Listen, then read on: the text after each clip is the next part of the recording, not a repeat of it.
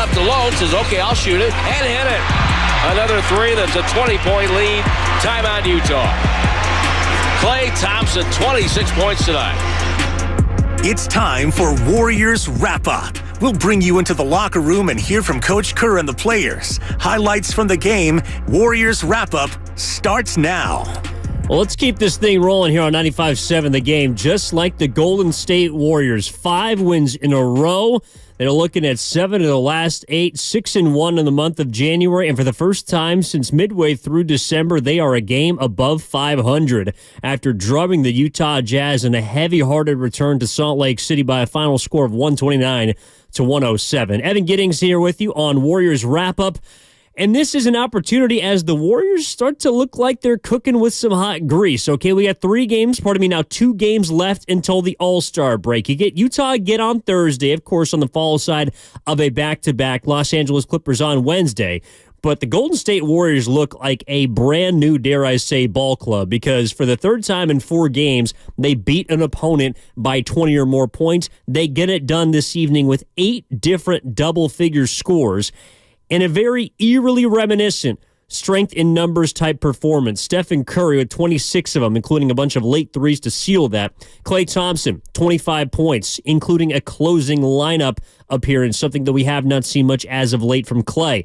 Andrew Wiggins continuing his solid stretch with 17 in the starting lineup. Jonathan Kuminga, a quiet but efficient and impactful 14 points. Draymond Green, despite playing pretty much the entirety of his minutes with 4 fouls, it seemed like, ends up with 12 points. has an impactful game on the defensive end against a very tall and lengthy Utah Jazz group. Trayce Jackson-Davis with 11 points in just 9 minutes off the bench, providing an interior presence. Gary Payton II apparently can't miss a shot. Since he came back off injury, he literally has not missed a shot. Now, I believe 7 of 7 from the floor, has made both of his threes, and has been pretty much everywhere as an Energizer bunny that we all have come to love in GP2. And finally, Brandon Podziemski, even though he's the 8th man to round out the double-digit scoring here this evening with just 10, he might have been the spark plug in the first quarter of this basketball game for a Warriors team that came out with, look, the Utah Jazz at home are not necessarily an easy team to walk into Delta Center and walk away with a win with. They're 17-7 this year at home, despite the record now falling 2 games below 500 at 26-28. The Warriors, meanwhile, advance and secure a stranglehold of the 10th seed, as interestingly enough as that sounds, at 26-25. But they are a play-in team as of the weekend. They affirm that with a, honestly, in terms of the Western Conference, and you start looking at tiebreakers and matchups down the line, also conference record starts to become more important for Golden State as we get into the thick of this stretch run now with 30 games left, 31 games left to be exact. That is a big win. I mean, you have to go into Utah and at least grab one of these W's, and after beating Phoenix in nail-biting fashion and buzzer and game-winning fashion on Saturday, you now have a chance to go 3-1, to go potentially 4-0 heading into the All-Star break. And, of course, now having won your last 5 games, taking 4 or 5 off that road trip, they have brought a lot of momentum and a very different looking and feeling type of basketball team that we will see on Wednesday at Chase Center against the Los Angeles Clippers. So this was a game I think there's a lot that we can pull from. Also, a couple of stories that I kind of caught my eye before the game that I had noted coming in, both on the Jazz side, but particularly on the Warriors side, revolving around Klay Thompson. And, of course, the kind of heavy hearts that the Warriors had walking into that building, had walking into, I'm sure, that airport at Salt Lake City. And with the absence of Steve Kerr, him being back in Serbia, of course, at the service of Wandaja Milojevic, along with Mike Dunleavy Jr., Ron Adams, Zaza Pachulia, Chris DeMarco, along with Ron Adams, there was kind of a void on the bench. Now, there's been a void, unfortunately, for about a month now in Golden State because of Milojevic's passing, but there was a literal void in the bench, even more so because they were out back in Serbia paying their respects. That left Kenny Atkinson to be the interim head coach. By the way, for the first time in his career as the interim, he has been the head coach before, but tonight he said he was going to lean into his players, and in the beginning of the game, it really looked like it because Jonathan Kuminga picked up 2 quick fouls. Draymond Green picked up 3 quick fouls in the first quarter and then ended up playing with 4 fouls in the second half. And Atkinson essentially put his trust in his players. He put his trust in Klay Thompson along with Steph Curry. The rotations looked interesting tonight. We saw TJD. We saw Moses Moody get out there this evening. And even though he didn't make a shot, he was also a plus. Lester Quinones was scrappy. Guy Santos hit a 3 at the end of the game. This was a complete performance by the Golden State Warriors against a team that I believed coming into tonight they should handle. Now, I think they were only 1.5-point favorites at tip, but this is a Utah Jazz team that essentially pulled the plug on their season at the trade deadline. And juxtaposing the two directions of these franchises, I thought was very interesting to take a look at. I dove into it a bit on Warriors Live, but to me, with the way that the Warriors approached the trade deadline, essentially leaning into what they had and what they believe is going to be the reason they dug themselves out of this hole that they have already above 500, but also can go further and deeper into the season as they begin to look more and more dangerous in a Western Conference that has quite a few top-heavy teams. But also the Utah Jazz, meanwhile, they were a team that, again, was 17-7 at home. I believe their starting 5 that they had kind of found midway through the year was 13-7. Markkanen was a part of that. Chris Dunn was a part of that. Sexton, who I thought looked all right tonight, was a part of that. But they ship off Fontecchio, who's a starter. They ship off Abaji, who's a rotation player. They ship off Kelly Olynyk, who's a rotation player. And they say they're going to play for the future, even though they had a better record than the Golden State Warriors. So it's just very interesting to me to take the two teams that we saw tonight in the places that they were pre-deadline, not necessarily knowing at the time which way things were going to go, but the Warriors had belief in themselves to stay the course. Meanwhile, the Utah Jazz always had their eyes set on the future. They shipped a couple players off. I thought they looked totally different in their game over the weekend against the Suns, and now after a win against the Suns, I do believe that the Warriors look like a very different basketball team as well. I said this on Saturday on Warriors Wrap-Up. I felt like the win against Phoenix was an affirmation of the trends in the right direction that we saw on that 5-game roadie, and even going back before with a couple of 1-point losses to Sacramento and Los Angeles. This game tonight is not, in the grand scheme of things, an affirmation of that, but it's a sign that they've continued to keep the ball rolling, that they've continued to play with consistency, that they're hitting 23s in a game, passing the ball, 31 assists in this game tonight, and also not being afraid to be weathered by a potential storm of strength that is the Utah Jazz interior defense. The Warriors got blocked. They got tossed 7 times tonight, and yet continued to attack the paint with the likes of Kuminga, TJD off the bench, Kevon Looney in the interior, even Steph Curry getting to the rim. And Klay Thompson unlocking a mid-range game that I felt like was always there, but for whatever reason had not become unlocked yet. Klay Thompson only had a couple of threes in this game, and you take a look at the shooting from distance, it might not impress you much, 3 of 7, but from inside the three-point line, specifically from the mid-range, Klay Thompson was money. 8 of 12 from inside the three-point line from Klay Thompson this evening. 26 points. That was a game high. So pardon me, actually flipped Curry and Thompson from earlier. Klay Thompson, a game high 26 points just ahead of Steph as the Splash Brothers combined for 51 points, and they put away Utah in that second half, outscoring them 66-52. They were plus 14 as a team, and they got it done really with also the bench acting in this game. Brandon Podziemski playing 25 minutes. Mentioned him as the spark plug, I felt like, in the first quarter. Lester Quinones getting 16 minutes. Though he didn't make a shot, I thought he was scrappy on defense. He's a little quick. He's able to stay in front of guys. He moves the ball. He's a connector. Moses Moody finally got into the game, was a plus 13 in 9 minutes despite not making a shot because he was active on the glass with 3 offensive rebounds. Looking at Gary Payton II in 15 minutes, who does what he always does. And also Saric off the bench. Kevon Looney giving you 11. TJD. They had an activity around them that really we've seen for a few games now, and for, more importantly, an extended period of time now, as this appears to be, and I don't want to jinx things yet, but this does look like a month of February which the Warriors are going to post, as weird as this might sound, their first winning record since the month of October. You go on in November, 6-7. You move to December, or pardon me, I think it was 6-9 in November, 6-7 in December, and then a 5-7 month in January. February appears to be a place in which they look like they have turned a corner in a big way, and I cannot wait to see as they head towards the All-Star break where this team goes. All right, 888-957-9570 is the number. Evan Giddings with you on Warriors Wrap-Up. Do want to hear from you and your reaction to a 129-107 win against the Jazz. From the 510 on the Comcast Business text line, Klay needed this game. I'm with you.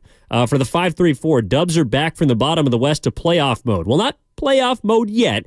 They are in play-in mode currently, but they are trending towards a potential top half of the play-in, which is, I think, where they want to be in giving themselves 2 opportunities to then make the playoffs, giving themselves a Miami Heat-like opportunity to make a deep run into the postseason. I think that's where people's minds are beginning to go, because according to the 447, and I'm with you, the Warriors are back to form, absolutely rolling right now. They won 5 in a row. They won 8 of their last 11, and this is a team that has beaten 3 of their last 4 opponents by 20 or more points. By the way, you're listening to 95.7 The Game, KGMZ FM, and HD1 San Francisco, always live in the free Odyssey app, Twitch and YouTube, powered by First NorCal Credit Union. 888-957-9570. Appreciate everyone chiming in on the YouTube and Twitch chat, powered by First NorCal Credit Union.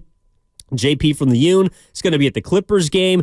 I think that's going to be a good one because I think it's 2 teams that right now you could see potentially meeting in the playoffs, whether it's the Warriors, of course, being from the bottom side of the bracket, but also how are they going to test a team like the Clippers, who offer a different look than the size and the Jazz. And from the 309, I see you. This is the Warriors team that scares the rest of the West. I think there are a lot of teams that are looking at Golden State right now and wondering just how dangerous are they?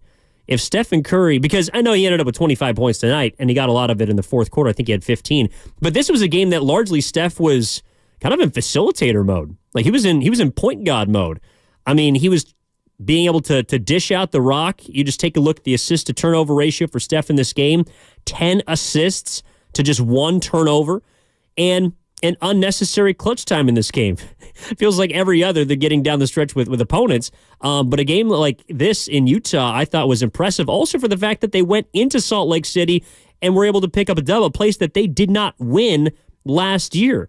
Utah's not an easy place to play because of the elevation, but I think also because the type of opponent that the Utah Jazz is or are, being very long, very tall, very young, liking to run. And one thing we also saw through the second quarter was the fact that the Warriors pretty much were getting up and down the floor. And we're getting up and down the floor. And I thought they didn't necessarily look tired, but anytime you're playing at elevation and anytime that you're seeing your opponent basically having a few days rest on you, because again, the Utah Jazz did not play, I believe, the last time they did play was on Friday against the Suns. So they had extra rest coming into this game. Meanwhile, the Warriors not only played on Saturday, but also are a team that has to come out onto the road and go to a place that's not easy to win, and they did so. So, that's not the best victory of the season, not even close by any means, but that is a win that you want, and that is important because of who it's against, who is right now officially a game and a half behind you for the play-in tournament, and also who's in your Western Conference. Because one thing I was taking a look at today, and, we're going to start to get the noise a little bit louder as far as the tiebreakers, but if a team in front of you is not in your division, it comes down to essentially head-to-head, which the Warriors now have the advantage which against Utah. They get one more opportunity on Thursday to prove that they're 2-0, but also Western Conference record. That's really outside of the division where you have to live. And unfortunately for the Golden State Warriors, they have not been a team that against the West so far this season has been all too impressive.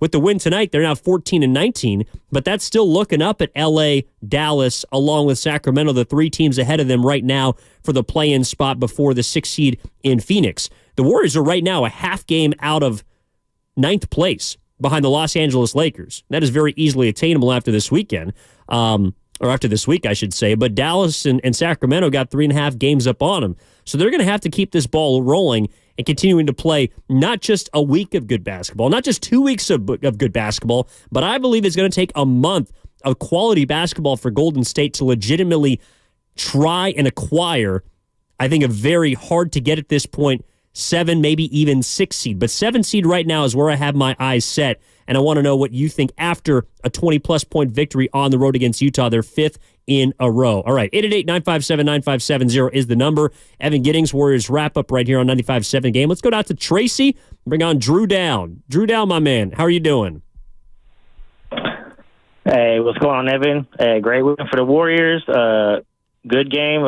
First of all, I want to shout out Walker Kessler on the Jazz. He was changing shots at the rim. That guy was blocking almost everything, so he's a hell of a player. So I know the Dubs kind of struggle with that. But first half, GP2, that man had a huge impact. He was 4-4, big corner three, making shots at the rim, playing his usual pesky defense.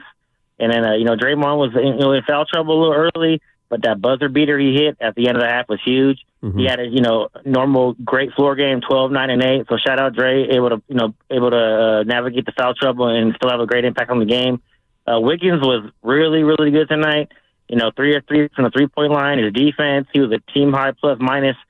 Great to see Wiggins, playing great. He's super key to this team. Playing to the level that they can play at. So shout out Wiggins. And then Klay Thompson, he's had a lot of bad games. He's been criticized. Some of it rightfully so. He hasn't been playing well. But tonight he was great, especially I feel like in that third quarter. He had a lot of big shots when the Warriors offense was kind of struggling. So yeah, shout out Klay Thompson for having a great game and really making a big impact tonight. I thought JK and Podziemski, they had their moments where they made an impact, but overall, they weren't spectacular. They did have 7 turnovers between them. Not going to crush them, but they did all right tonight. But I thought a big turning point was also when Trayce Jackson-Davis got inserted in the third quarter.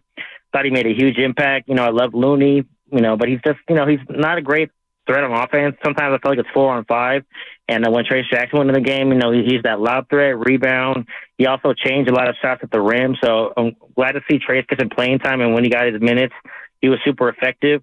And then fourth quarter, Stephen Curry did what he did. He was a closer. He was hitting them clutch 3-pointers and really put that game out of reach for the Dubs. So just a great win. 5 in a row, first time above 500 since November, I believe. So great win for the Devs. Like we talked about, it's going to be a tough game against the Clippers. Clippers are a hell of a team.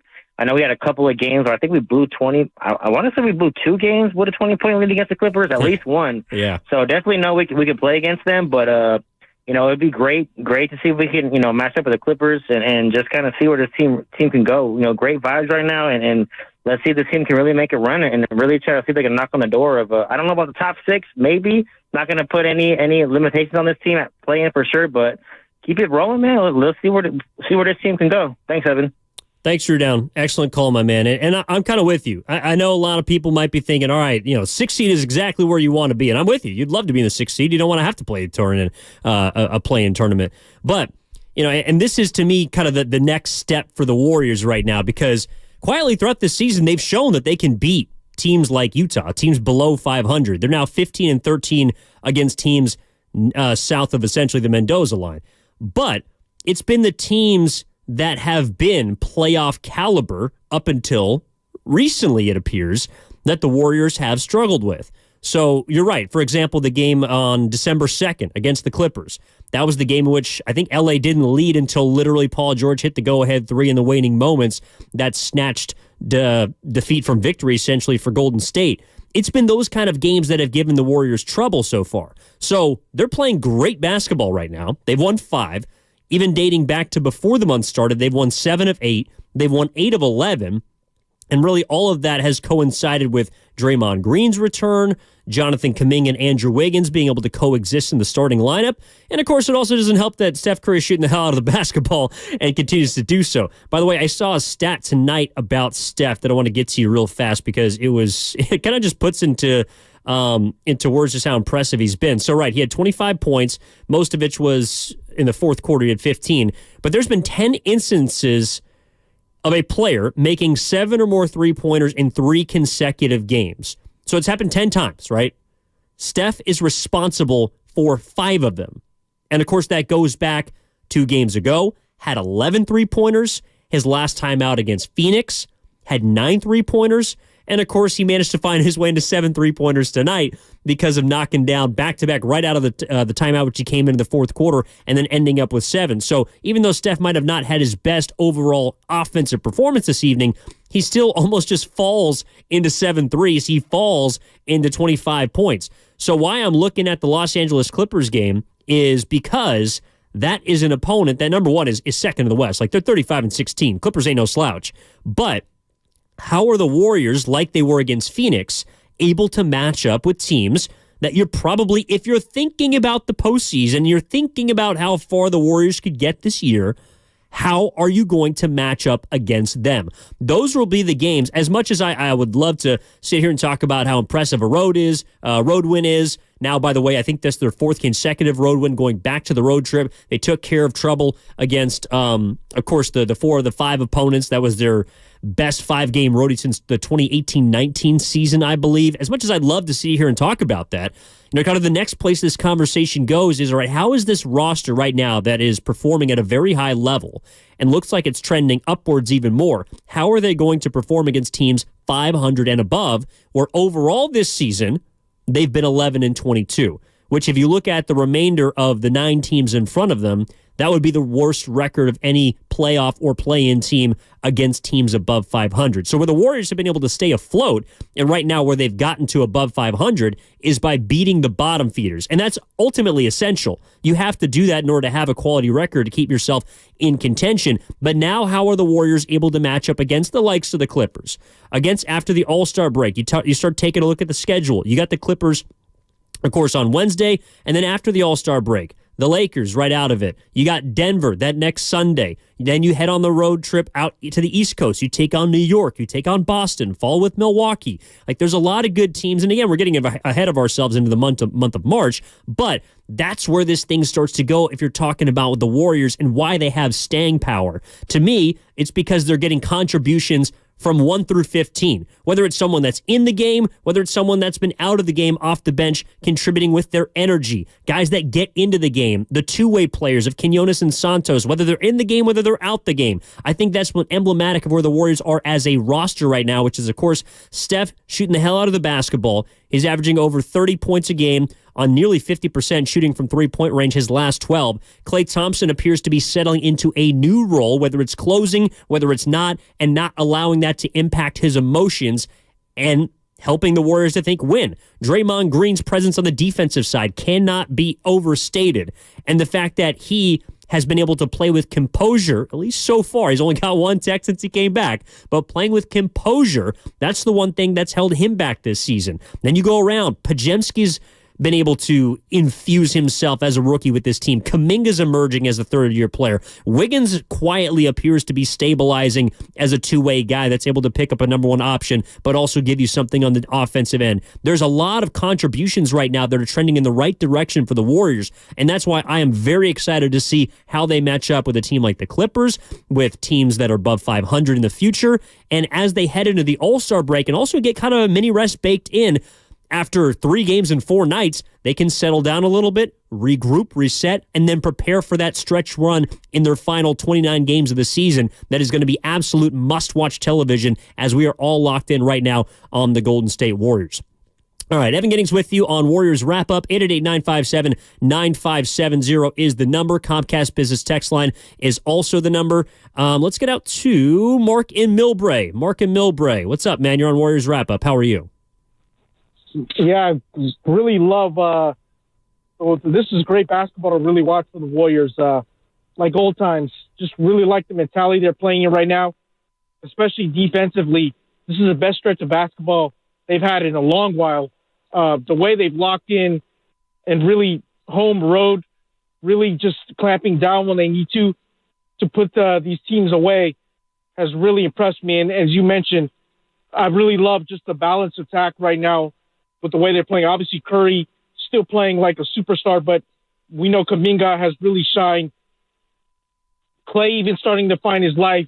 And then you got the Podziemski, who's even a rookie, is really playing ball. GP2, you know how critical he is to this team. Having him back just adds another element. TJD. So it seems like a complete, just a confidence starters bench you guys are really playing with. And this was what we didn't see for a large stretch of the season, and really putting teams away. That was the biggest problem for the Warriors. How many games have they blown this season? They wouldn't even need to be a play-in team right now. They probably had at least 7 to 8 wins if they would have just taken care of business. Double-digit leads, huge leads in the fourth quarter. Games they didn't put away because they messed around, and it ended up biting them in the back. So luckily, they've honed in right now, and I know they're really battling right now. It's critical. They're going to need every win they get, because you look at the bottom of the West, I mean, 2 very good teams are going to be left out of the playoffs. If you're the Warriors, you want to be that team. So you got another tough opponent coming in. Clippers are playing incredible basketball. They always give the Warriors trouble. So that's another huge test on tomorrow night, or I think on Wednesday night, actually. Yeah. And then you got Utah again. If they can finish strong these next 2 games, I really like where they are, sitting pretty. The final third of the season, they're going to lock in, hone in, and Steve Kerr is going to have them focused. No room for error. You really got to play in lights out the rest of the 27 games left in the season. So I hope they keep this mentality going forward, because this is fun to watch. This is like the old Warriors, and I know it was later than we expected to be this season, but at least finally, hopefully, they found their identity, and this is what we'll see going forward. Thanks. Thanks, Mark. No, I think you're spot on, man. Great call. Appreciate you always chiming in. I think, look, with 31 games left and before the 5-game road trip, it wasn't, I don't want to say it was danger time, but they were running out of time. Like, they were trying to figure out, and it's not just because you want to move people to deadline or not. And thank you for the comment from the Comcast Business Text Line. We're not getting contributions from 1 through 15. That's why they shipped off Corey Joseph. Okay, fine. They were getting contributions 1 through 13. How about that? So, with regards to, looking ahead, the Warriors really, this was the time, their backs were up against the wall. People were starting to wonder where this season was going to go. If it was going to head back towards a place where they're just hovering 2 or 3 games below 500, which is where, they have spent the majority of the season at or below 500. As much as they had a nice start at the beginning of the year, started off 5-1, 6-2. They had a 5-game win streak, which they match, of course, tonight in the month of December. This was a team that was kind of hovering, and now it looks like they're about to turn the bend. Like, they're looking for that left turn on the racetrack, and they're coming in with full speed, especially into the All-Star break, and that might be a skidding halt, but that's just a blip on the radar if this team actually does have staying power. And with the way that they're playing, it appears that they're getting steady, and you can even say kind of foreseeable contributions, right? You can see Steph maintaining this level of play, and it's not as if each and every night he's going for 40. He doesn't have to put the team on his back each and every night, because you might get a contribution from Klay Thompson like this evening, Andrew Wiggins, who's been steady, the energy from the young players. And they had 8 different players in double digits this evening, combined with also playing defense. Now, I know the Jazz aren't the most offensively driven unit in the world, but holding any NBA team in a season in which teams, I believe the scoring average is around 116, holding them to nearly 10 points below that is impressive. So I think the Warriors, and they've also showed that they could do it and hold, a Phoenix Suns team, which have been playing the second best basketball over the last month of any team in the NBA. They held them to 112 and got a win in regulation. So I thought it was extremely impressive. Again, 888-957-9570 is the number. Evan Giddings with you on Warriors Wrap-Up. And also to kind of take a look at Klay Thompson, because I haven't necessarily come down his road, but I've certainly been critical of his attitude, along with some of his, kind of shot-seeking performances. I thought he found something tonight, and it kind of piggybacks off of, if you haven't checked it out, there's a really good article in The Ringer written by Logan Murdoch about where the Warriors are at. They don't think they're done yet, and they got a lot to give. But he hones in on Klay Thompson specifically. And the quote about Klay, or the quote from Klay, I should say, is talking about how Klay Thompson, beyond this season, and I think really through this year, he's starting to learn that that's his future in the immediate, is taking a reduced role or a changed role if he wants to stay in Golden State. And that doesn't mean that every night he's not going to close. Like tonight, he was on the floor for the majority of the minutes because he's playing well. But on other nights, like he has 3 of the last 6 games, he might not be in the closing unit. So how does that affect him? And this was his response. There's nothing wrong with that. Quote, I'll be 35 next year, coming off an ACL and Achilles tear, and still have the ability to be a really good player. Maybe not the guy who scored 60 in 3 quarters, but still a great threat out there. I've modeled my game after Reggie Miller and Ray Allen, and those guys were incredibly effective until their late 30s, so I plan on kind of following that mold. Well, right now, Klay Thompson is 34 years old. That was Reggie Miller's last All-Star season. I don't think that that's going to be Klay Thompson's immediate future. He's not in the All-Star game. I don't think he's going to make an All-Star game again. But Reggie Miller was a player that at age 35 and beyond was taking about 12 shots a game, was taking 4 to 5 threes a game. Now, he started, and he still played significant minutes up until age 37, in which he dropped back down to about 28 or 29. But that was a Reggie Miller that found his ability to operate in the mid-range, to spread the floor, but not necessarily force all the time, to understand that he wasn't the head of the snake, though he might be a captain or a leader of those Pacers teams, a team he played for nearly 20 years. You know what I'm saying? Like, Klay Thompson is a guy that I think can evolve and still help this Warriors team on a given night. Now, how that manifests itself in the postseason, obviously didn't have a great Lakers series, Game 6 and all the rest to finish off last year, but that's for down the line. I think that if Klay is open to a player and to younger guys coming in and helping this team winning, and him more fitting in as opposed to the Warriors fitting to him, then this is a guy that absolutely has a future helping this basketball team in the immediate, and can also be a guy that might be able to stick around a little bit later in his career, because I think he wants that. More importantly, I think Curry wants that. And Draymond Green's already going to be here under contract for the next 3 seasons. So, I guess Steve Kerr would probably be the biggest question mark right now, and he wasn't with the team tonight, but that's all for down the line. Let's get back to your calls at 888-957-9570. Let's get out to Ryan, or pardon me, Steel Toe. Steel Toe is hanging on. Sorry about that, Steel Toe. Steel Toe, my man, how are you? Very good. Thank you, Evan.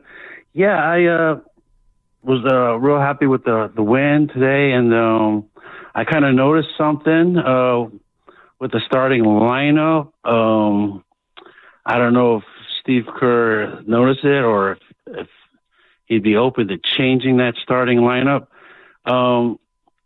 Draymond Green is really important to the team now that we realize what's going on, and with Draymond, you could see how Wiggins and Kuminga now seems to work together. I just don't feel like Draymond should be center because as we saw today, he gets in foul trouble when he's the center.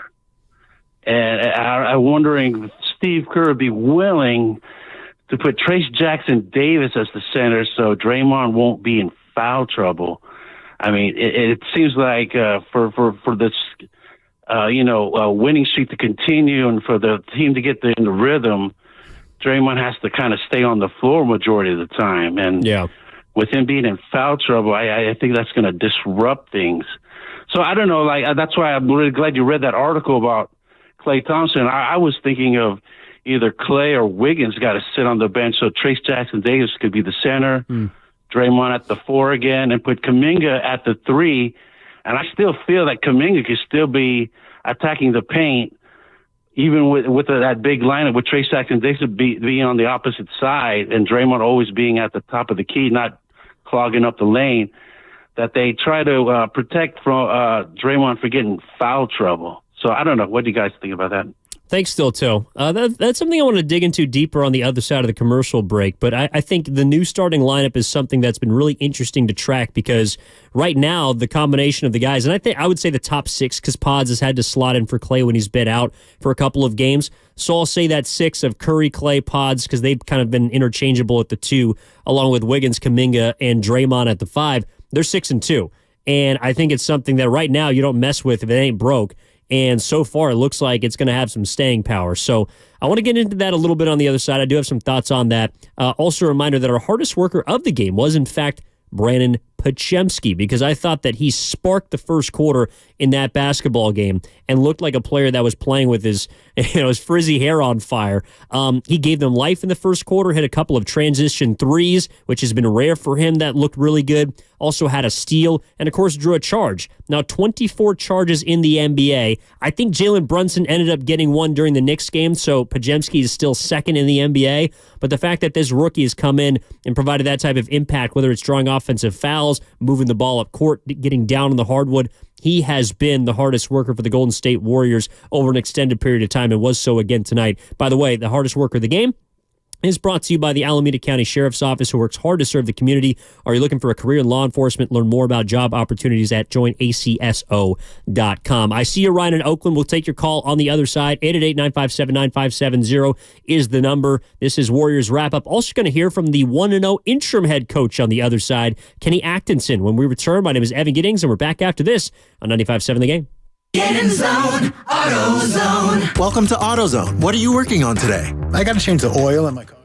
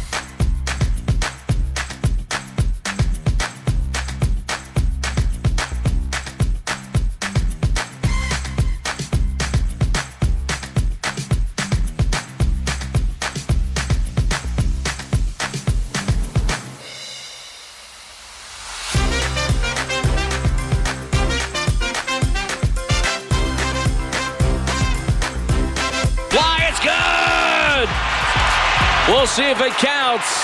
But Draymond drilled it. Now back to Warriors Wrap-Up on 95.7 The Game.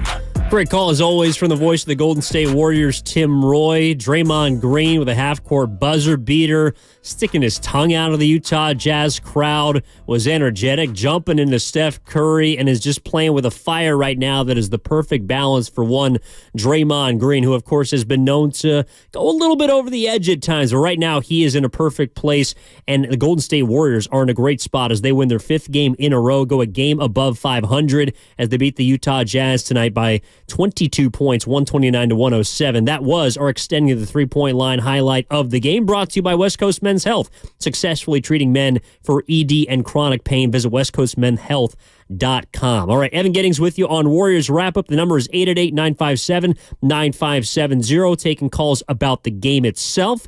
We're taking calls about where the Warriors are in their season, and we're taking calls about where the Warriors right now have positioned themselves as the 10th seed with about 3.5 games behind the 7th seed in the West, that is the Sacramento Kings. Before we hear from Kenny Atkinson, also have some interesting sound from Draymond Green that I want to get to in just a moment. Let's get out to Oakland and bring on Ryan. Ryan, my man, how are you? And you're on Warriors Wrap-Up on 95.7 The Game. Hey, what's up, Evan? How you doing? I'm great, man. How are you? Good, man. The game was just amazing tonight. I think Kenny Atkinson did a great job with the rotations. Like, I think we're in pretty good control the whole entire game, and every time Utah had that run, he called timeouts in perfect times. Like, he just did a great job overall. He ended the game with a strong lineup. I feel like Steph, Clay, Dre, Wiggins, TJD was, like, perfect for closing time. And then overall, I think with Clay, with Klay Thompson, I feel like he missed a lot with those injuries that he had. Missed a lot of games, which I think it also played a part in how he feels about, like, or it all just being very hard for him to, like, accept the fact that he's getting older and whatnot, because he missed so much with those injuries, and he still feels like he has a lot to present, which he actually does. And with the mindset that he has and with the way he's been acting, his attitude and everything, I think it's going to be a promising future for him as well. But overall, my main call was for Kenny Atkinson, just doing a great job tonight. And I think the rotations, timeouts, everything coaching-wise was on point. Thanks, Ryan. No, I'm with you, man. It's almost like Kenny Atkinson's been a head coach in the NBA before. It's almost like he knows this team and might be an integral part of what the Warriors have been doing as of late. And I don't mean that facetiously at all, Ryan. I'm saying that seriously. Like, Kenny Atkinson has been the head coach of a basketball team that's made the playoffs before. He's been head coach in the league for 4 seasons in Brooklyn. And who knows, might have aspirations to be a head coach in the future in this league. I know he got interviews this past offseason, got interviews, I think, the offseason before coming off the championship after his first season. So Kenny Atkinson knows what he's doing, and I'm with you. I thought he had a good feel for the game, and I thought he was a nice piece of why the Warriors were able to walk away with a 20-point victory. Speaking of Kenny Atkinson, he spoke after the game, of course, filling in for Steve Kerr, who's right now in Serbia at the service of former assistant coach Dejan Milojevic. But here's what Kenny Atkinson had to say about the Warriors' 22-point victory. Clay made like 8 twos tonight. He was kind of schooling in various ways. What did you like about kind of how he played and how he scored? Just really good composure. I think, took his time, wasn't rushed. We obviously have guys that screen for him and find him, whether it's in transition or in the half court. But he really used his size to, get in the lane and shoot over their smaller guards. We ask Steve this a lot, but what do you think about how Clay sort of balancing maybe the wear and tear on his legs or the minutes he has on his legs and sort of finding his spots better? Yeah, I think we try to help him as our performance staff, us realizing what type of minutes he plays, where we are in the schedule. I think we do that with all of our guys, but definitely it's a topic of discussion. But he had his legs tonight. I mean, he was phenomenal on both ends. I thought his physicality and shot challenges and he took Markkanen at the the end. He said, I want marketing, and did a really good job on him. So that, great offensive game, but I thought it was one of his better defensive games of the year. What did you like about your team defense tonight? 17 turnovers. We're so physicality, I thought we made it really tough on marketing to get to his spots. When he did get it, we crowded him. We didn't give him any airspace. When he drove it, we showed our hands and didn't put him on the line. But our ball pressure and physicality was really good. Back over 500 tonight, I think the first time since November. How does that feel? Feels good. You know how it is in this league. You feel like you're in the abyss. You're just like, holy, this league's so hard. There's so many good teams. I know our schedule's been tough. I think in the second half of the season, he eases up a little. There's no guarantees, but we're in a good space, and we're in a good space 1 through 17. Like, you kind of have no problem throwing in Trace or if JK's not doing great, you got Gary, and Steve has said it all year. We're a deep team. We're healthier, and we kind of feel comfortable throwing Lester, Gee, all those guys. It's a real credit, to our depth. That was Kenny Atkinson after the 129-107 victory in Utah. Kenny Atkinson, of course, filling in as the interim head coach for Steve Kerr, who, along with members of the Warriors organization, General Manager Mike Dunleavy Jr., Rick Celebrini, Chris DeMarco, along with Ron Adams, were out in Serbia for the service of course, their brother, Dejan Milojevic. And that, to me, is... Atkinson was speaking about Klay Thompson, and of course he's one tonight. He's got to step to the podium, and you can hear he's also been there before plenty of times. He's a pro, but one thing listening to him and really watching the Warriors play over the last now 11 games, but specifically the last 5 and even the last 7 games, which they've won 6 of. It's interesting. Like, tonight could not have been an easy evening for the Golden State Warriors. And I think Klay Thompson even said as much, I heard after the game. Getting into the same airport, the same hotel, going through the same steps that they did back in the middle of January, where they and the majority of the team and coaching staff witnessed the death of their brother, and Dejan Milojevic, suffering a heart attack at a private dinner. That was something that they were forced to relive tonight in Utah. And for them to play with the energy, the togetherness, the chemistry, the love that, from everything that I've read and witnessed, having covering this team for the past couple of years, that Milojevic stood for and that he embodied. But also something that Atkinson said after the game that caught my ear, that also Decky embodied, and that was physicality as a player. He was a tough player. He was a tough coach. He brought the best out of players, being able to balance the energy, the youthful exuberance, but also with a mentality that you got to play with physicality. And I thought the Warriors balanced both of those things tonight. They played with a strength in numbers. And strength can be something that's physical, can also be something that's emotional. And I think for them to be able to walk into a building they were supposed to about a month ago with a member on their coaching staff that is no longer there and has tragically passed away since, I thought was also extremely impressive. So I do want to tip my cap to every single person on the Warriors staff and the organization that was, of course, a part about being at Milojevic's service out in Serbia, but also the guys that had to do their jobs, that had to be professionals. And Kevon Looney mentioned that in an ESPN article written by Kendra Andrews, just being intentional, he said, about having time together. And this is from Kevon Looney. To remember what Decky taught us and keeping his name and legacy alive. That, to me, was apparent this evening and has been apparent since his unfortunate passing. They've won 8 of their 11 games, and it's not just about the wins and the losses, but it's about how they've looked, about how they've played together, about how they have looked connected, and about how not a single person on the roster has appeared to play or act with more of an importance than the other.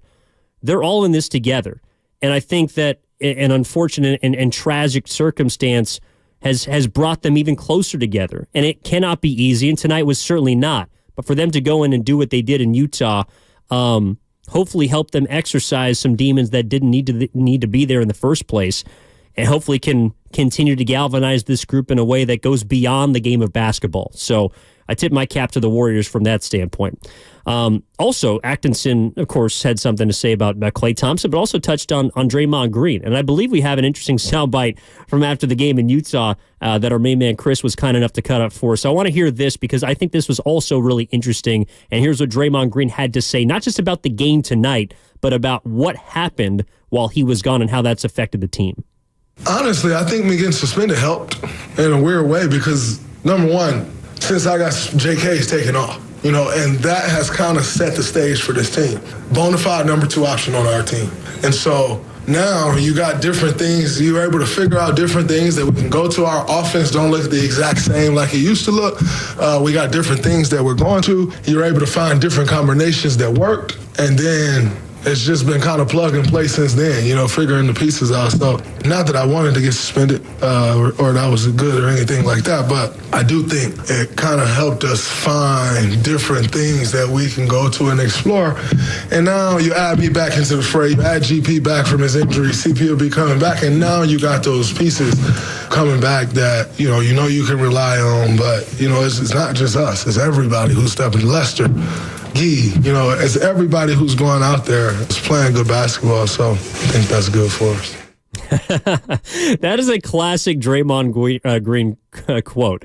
And 888-957-9570, by the way, is the number if you want to react to that. Also, the Comcast Business text line is open. The YouTube and Twitch chat, which I always enjoy connecting with and chatting with, conversing with, powered by First NorCal Credit Union. But Draymond Green essentially saying, you know what? I think the suspension could have been a good thing.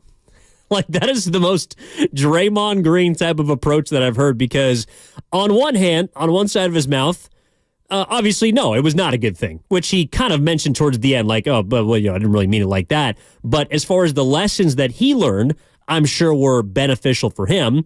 The damage that it did to the team was probably not very good, nor the damage to, let's say, Rudy Gobert or Jusuf Nurkic or who else, although I think the blow, in a non-intended pun fashion, was softened on Jusuf Nurkic after his ridiculous comments after the Saturday affair. But that's Draymond. So on one side of his mouth, he's, saying this is not, that shouldn't be the right thing. But also on the other side is thinking, gosh, well, look at what has happened since I've been able to reset, get my mind right, compose myself. Well, it's also happened to coincide my return with the best stretch of basketball that we've played as a team. So it's one of the reasons why I think people love Draymond Green here in the Bay Area, why people also dislike him outside of the Bay Area, but also within the Warriors fandom, why we just go back and forth on this guy. Like, I remember after he had his, spinning back fist against the Suns and Nurkic the first time. I mean, I sat up here on Warriors wrap-up and I ripped him. I mean, I just straight up ripped him because I thought what he did was detrimental to not just himself, but it was selfish, and it was something that hurt the team, and it ended up hurting them for, I think, close to 20 games that he was suspended for, or a little bit less. But the 20 games that he's missed throughout this season because of either getting ejected or not being available or others, it's hurt the team. So when he's been back, it's been all good. But the question is always, can you keep this thing right? And will you ever learn? I don't know if we've learned that yet, if Draymond Green has learned his lesson. I think that's something that is going to take time, and we're not going to know that until a long time from now. But the quote about how, honestly, getting suspended helped, I think he's also, in his weird way, he doesn't know how to do it. Like, the quote is all about Draymond, but I think in his mind, the quote is about the others, right? Like, his absence has allowed for Jonathan Kuminga to step into the limelight. I don't know if Steve Kerr would let Jonathan Kuminga be in the position that he is now if Draymond Green was still starting at the 4 and they were trying to figure out who could play the 5, whether it's Looney, whether it's Saric, how are they going to fit Kuminga in? I don't know if that would have happened. And I don't know then if he had come back in the nick of time right before the deadline, if he would be able to glue the Wiggins-Kuminga combination, which had looked largely unsuccessful and had not been trustworthy prior to. Klay Thompson, might kind of figure out a way to work himself I think, well, not necessarily Clay. I think the biggest part of the offense when Dre came back was him connecting with Steph. I also don't think it's a coincidence that when Draymond was out of the lineup, Steph went through his own kind of shooting slump, at least for his standards, in the month of December. He had some big games, but overall, you go look at his numbers compared to what they've been since the start of the new year, since Draymond Green especially has come back, and it's been night and day. So Draymond's been, of course, been able to lock down this defense and help it by helping the rest of his teammates. And I think their defensive rating has been top 5 in the league since he returned. But also his absence has allowed for other players to work on the individual skill sets that now when his return happens, they can blend that together. And sure, the head coach, Steve Kerr, has quote-unquote never lost faith in this group, but I bet there was times in which he went to sleep at night wondering where this season was going to go and how it was going to work out. And if Draymond Green came back, would he be the same player as before? Would he be better? Would he be composed? Would he be agitated? Would he'd be working with his antics? How would he be? So the quote to me, as much as it is always about Draymond Green, and if you feel like he'll never learn, I don't have evidence to combat that. If you feel like he's a changed man, I would tell you, let's wait on for a couple more weeks, or at least until the end of the season, and see if the behavior that has been in a pattern now for quite some time tends to change. But so far, it's been so good with Draymond Green, and he has helped the Golden State Warriors. And I feel like this is kind of where we are as a group, as a collective, as people that watch and cover the Golden State Warriors. A team that right now appears to be budding, appears to be dangerous, and appears to be heading into the All-Star break if they can defeat the Clippers. A team that is absolutely going to be putting people on notice as a group that you do not want to face, not only down the rest of the season, but potentially into the playoffs. I know they're a game above 500, and that hasn't happened since, I think, December 13th. But this is a Warriors team that's beginning to gain traction, and it's all coincided with, yes, Draymond coming back, the new starting lineup changes, an emergence of the young players playing with pace, playing with ferocity. Like the combination of Podziemski, Kuminga's obviously there, but he's a little bit older, but Podziemski, TJD when he gets an opportunity, but even Quinones, Santos, looking at the box score here tonight against the Jazz, Gary Payton II is not a young player, but those type of energizer bunnies that they can bring, whether it's in the starting lineup of Pods that has to slot in or if they're off the bench, that to me is something we simply did not see, or the Warriors maybe didn't even know they had at the beginning of this year when they were playing good basketball. They were playing a little bit slower. They weren't playing the type of defense they are now, but they were playing with efficiency. And so I'm glad to see, at least for right now, it appears that they have held serve through the highs and especially through the lows. And it appears now the lessons that they learned about how this team needs to be successful, playing with pace, getting hands in passing lanes. The amount of tip passes we've seen over the last 8 games, I think, has been ridiculous. The amount of times we've seen players get down on the deck, such as Gary Payton II when he came back, but also Podziemski, Santos, Quinones. Those type of guys are, like that energy to me has looked infectious. And it's one of the reasons why the Warriors have been able to beat 3 of their last 4 opponents by 20 points, not always getting a 40 or 50-point performance from Steph Curry. At the beginning of this year, and really about midway through what has now been 51 games, you would look at each and every box score and say, well, if Steph Curry's not shooting the hell out of the basketball, the Warriors might not just not win this game, but they also might not be in the game at all. I still think it's very ironic, the fact that over this now 11-game stretch in which they have won 8 of them, they've lost 2 games by 1 point, one in double overtime against the Lakers. The one game that has been kind of the largest scoring differential in the loss category was the one game where Steph Curry scored 60 points, was the one game where Steph was absolutely torching the Atlanta Hawks, and he got no help because he had to do it all by himself. This is a Warriors team that to me is showing us and themselves, they don't have to rely on just one person, nor is it necessarily fair to rely on as good as Steph Curry is. And KD just called him the greatest point guard of all time and a top 5 player on Saturday.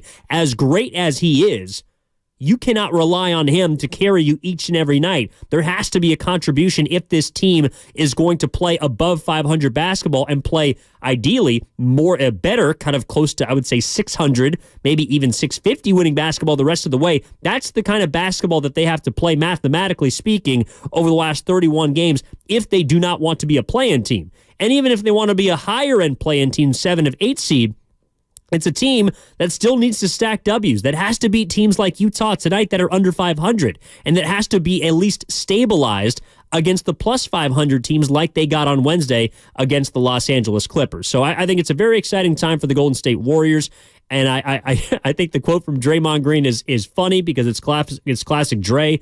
It's also very indicative of I think the individual that he is, the kind of person he tries to be, and the teammate, at least right now, that he is, because as much as I don't think he's been a great teammate throughout the majority of this season, or at least for half of it, when he was out by his own actions, you talk to anyone of that organization right now, and as frustrated as they were with him, he has done the work to try and earn that trust back. I'm not going to say that he's earned his voice back yet, like he tried to tell us or purport that he did last year around this time, I think, at the midway point or a little beyond the midway point of last season. I'm not sure about that yet, but he certainly has earned back the respect that he might have lost from a lot of guys. And it's apparent in their play. It's apparent when Draymond Green is hitting a half-court buzzer beater and is flying back into the arms of his teammates, and Curry's jumping into him, Clay's dapping him up, GP2, Pajemski's running to him, talking about the OG is doing his thing. And I know that last year has left a lot of sour mouths just because of what Draymond did. I would be one of them.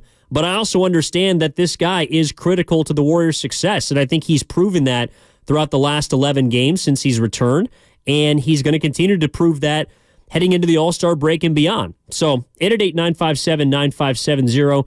I'm going to try and sneak in one more call before we wrap this thing up here on Warriors Wrap-Up. And again, I appreciate every single person that chimes into this show, that I converse with, that listens, whether it's on the Odyssey app, whether it's on YouTube from First NorCal Credit Union, on the Comcast Business text line, texting in. I see your text messages here. What was one here I thought was kind of funny? From the 480, Dubs have put the West in the league on notice. They're still back as a contender. 510 is on the other side of the Draymond fence. Draymond will never learn. He still thinks the Warriors screwed him up and suspended him for one game over the Durant tussle. He never thinks he does anything wrong. That could be the case. Let's go to Omar in Oakland. Omar, my man, wrap us up here on Warriors Wrap Up. How are you? I'm doing good, brother. I'm not a Warrior fan, but I keep up with them. I watch them from the outside. You know, they're always dangerous, but I just wanted to make a point that you didn't comment on, is that, okay, they're playing real good right now, but when they get Chris Paul back and they have a full, 14, 15 guys, it's going to be, I feel like they're going to go back to being unhappy with the Kumingas and the Moody's and the rookie kid Podedeski minutes, because you're not going to be able to play Chris Paul 10, 15 minutes. I mean, he's a veteran. You got to play him at least 25. So Clay and all that. So I feel like I want to get your perspective on that. Mm-hmm. What do you think? How do you think that's going to balance out? Because that's a big problem to have. It's a good problem to have, but at the same time, Kuminga wants to play, and I don't know if Steve Kerr was going to roll with the rookies and second-year players over, Chris Paul and guys like Clay who've been there, done it. That's what I wanted to hear your perspective on. Thank you. I got you. Appreciate that, Omar. No, I think that's a really good question, and it's something that's going to be looming over a lot of people. I think Chris Paul fits into this in an interesting manner. Number one, I do think that it's important that someone like Klay Thompson has been public about his willingness to take a step back. Now, that doesn't necessarily mean he's cool with going to the bench, but not closing games is something that had never been broached before this season by Klay or by Steve Kerr. I also think earlier this year, someone like Andrew Wiggins not closing particular games shows that Kerr is not afraid to even the veterans, even championship players that have rings, which Chris Paul, to be fair, does not. He's okay with not using those guys as they're accustomed to be using. I also think this about Chris Paul, and this is maybe the broader point that I want to hammer home before I get out of here, is Chris Paul wants to win. He's made that abundantly clear from the moment that he was traded to the Golden State Warriors. Now, I know everyone's going to remember you coaching. I mean, that's the soundbite that was coming out of the summer. But I didn't see a player at the beginning of this year that wasn't okay with coming off the bench.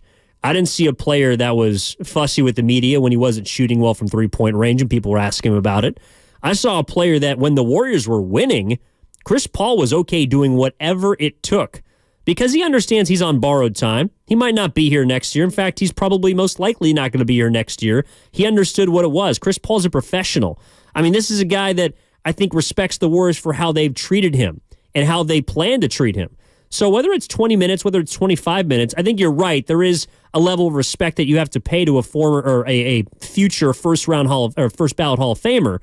But I don't think that Chris Paul is going to be as dodgy and as combative as a lot of people think that he is.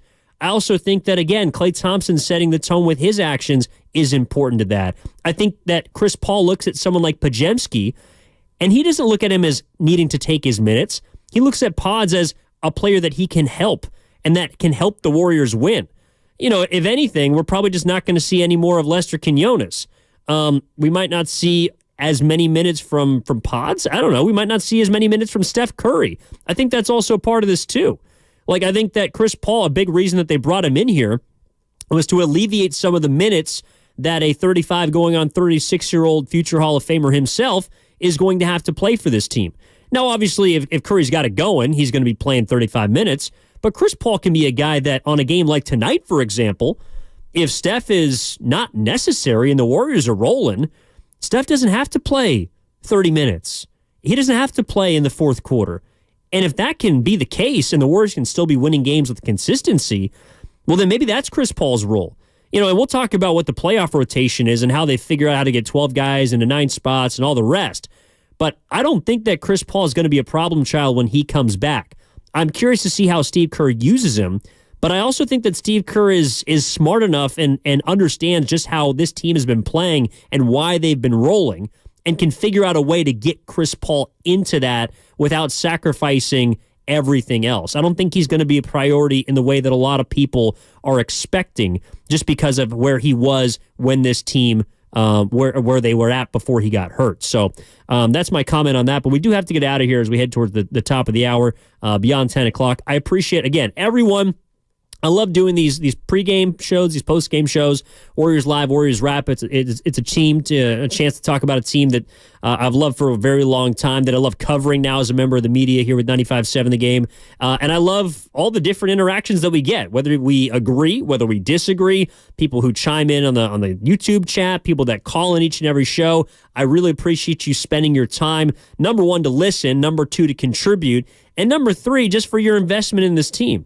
So, I mean, I think the Warriors are in a really good spot right now, and I'm very excited to see what they do on Wednesday, and I plan on being in the building at Chase Center because I want to see how they match up with Kawhi Leonard, James Harden, Paul George, and all the rest. I want to see that matchup. I'm looking forward to watching the Warriors each and every night because they appear to be a very interesting team that's now looking to turn the corner. That's what we've been asking for now 50 games, and we're finally getting it, and that's why I'm locked in on a team that appears to be locked in. So thanks for tuning in. A big thank you to our network coordinator, Sterling Bennett, our man, Chris O'Connell, right behind the glass, always cutting up our favorite highlights. Got that Draymond Green cut for you that I thought was brilliant and interesting. And thank you to all those of you listening out there in your cars, FM dials, Odyssey app, YouTube, Twitch, however. We appreciate you tuning into this edition of Warriors Wrap Up. Warriors will be back on Wednesday again to take on the Los Angeles Clippers. That is going to be a 7 o'clock tip. Warriors Live right here at 6 o'clock on 95.7 The Game. As for tomorrow, we're going to have plenty of coverage. We're going to get into the Warriors, more of the Niners, unfortunately, and what happened in the Super Bowl on Sunday. But the Warriors are trending up as opposed to the Niners whose season is over. So tune in at 6 a.m. Hit my guy Joe Spadoni at 5 a.m. for the pregame show. Morning Rose, 6 a.m. Stein and Guru, 10 a.m. Woolen Dibs, 2 p.m. All right here on your home for Golden State Warriors basketball, 95.7 The Game. My name is Evan Giddings, saying so long after the Warriors one last time defeat the Utah Jazz 129-107. We appreciate you. We'll talk to you next time. Thanks for calling Discover. This is Gabby. Hey, Gabby. It's Jennifer Coolidge. Hi. I'm so glad I reached you